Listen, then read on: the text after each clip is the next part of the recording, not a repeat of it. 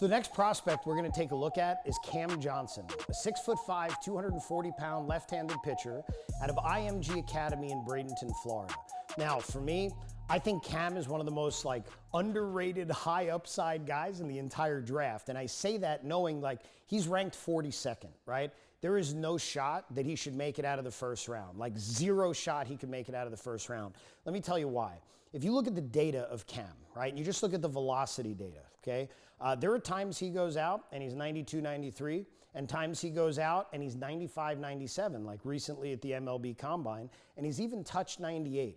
There are not too many left-handed starters in all of Major League Baseball. I mean, left-handed power is, that's a major premium at the big league level. There are not too many left-handed starters that can sit 95, 97, or let alone 97, 98. And I think he has the ability to do that. The only reason he's not doing it right now is a really, really easy mechanical fix. It's just about energy transfer. When you watch him throw, let's take a look at him throwing a few.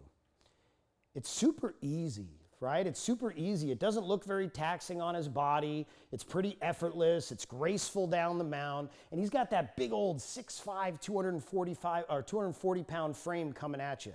Except watch at the end of the delivery. Watch the arm and the lead shoulder, right? The finish is almost more resemblant to Kershaw than it is to Felipe Vasquez. But think about the slot that he's throwing from.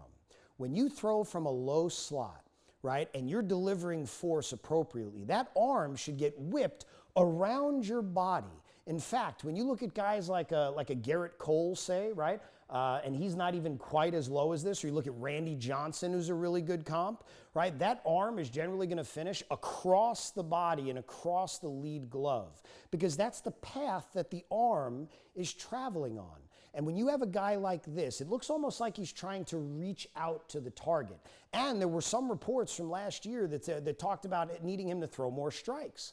And something that people often do to try to throw more strikes is to try to reach out to the target. The thing is, that only works for some people.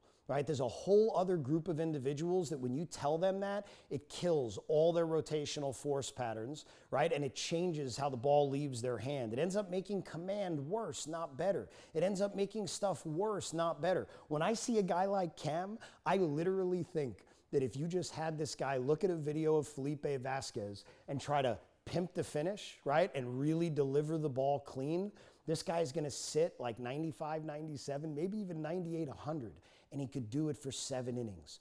When you watch Skeen's pitch, you see easy, effortless velocity that he can sustain over a long period of time because of how well he's moving and how natural it is. That's the same thing we're seeing here. We're just seeing a small breakdown in transfer of force. And that is one of the easy, there are guys sometimes that are in the first round or second round that can produce a whole bunch of force or have some really gross stuff, but there's some major stuff going on with how their body's moving, how their arm's moving, that's really gonna, not just make them more injury prone, but make them a serious risk or liability in the long term. With him, it's not like that. Right? This is easy. It's repeatable. So much of it is natural. This is not an overhaul. You don't have to do any arm mapping. There's not a whole lot to do here, right? If you just show him a video, get him to do some drills to get him to stop a little bit faster, and instead of trying to reach out, trying to actually crack the whip, I think this guy's ceiling is just absolutely enormous. I think he could pitch for a long time. I think he could be healthy for a really long time. I think he could command the baseball at an elite level with some serious stuff.